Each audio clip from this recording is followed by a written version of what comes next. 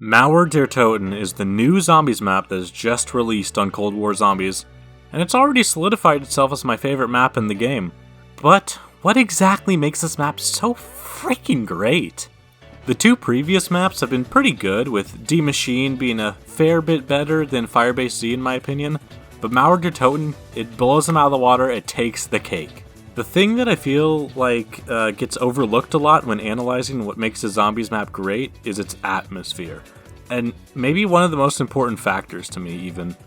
While D Machine and Firebase are both kind of drab military bases, with, to be fair, it has a bit of interesting things going on under the hood. Mauer der Toten is set in Berlin with buildings and glowing signs lining the streets. Having locations like a bar or like a hotel is a lot more interesting to me than just like a military outpost. You can even venture into like the sewers and into the subway system. There's like flaming trains that carry zombies and they attack you. It's pretty cool, spectacle-wise. And then you come back out on the other side of Berlin, and then there's this weird ritual thing going on, and you gotta like interact with that and like fight off the crazy guys, or like that special zombie, and then you can get to Pack-a-Punch. I mean, the whole atmosphere and like the journey through the map, it just resonates a whole lot more to me than with like just military bases that like you're not really gonna have a connection to, as well as like a city.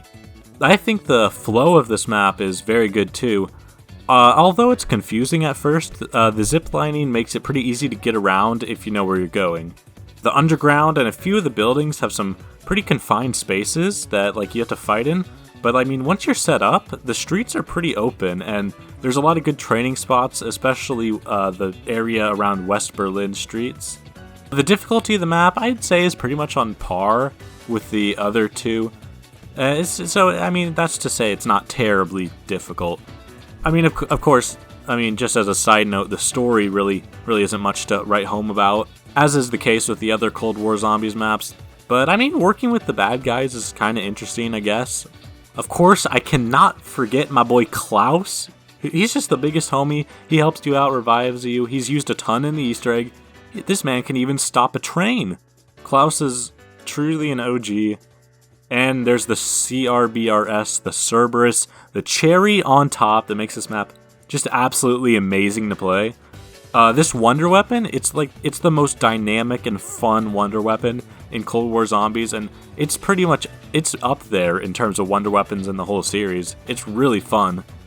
I like that you can pick up the different variants of it, like off the ground, and it really helps to like spice up the gameplay as you play. It changes like dynamically depending on what you picked up. The Cerberus, it's just really strong as well. It's very powerful. It's just all in all, it's just a blast to use. I mean, at the end of the day, Mauer der Toten, it's been a really fun experience, and I truly hope that the next DLC can follow up this one pretty well.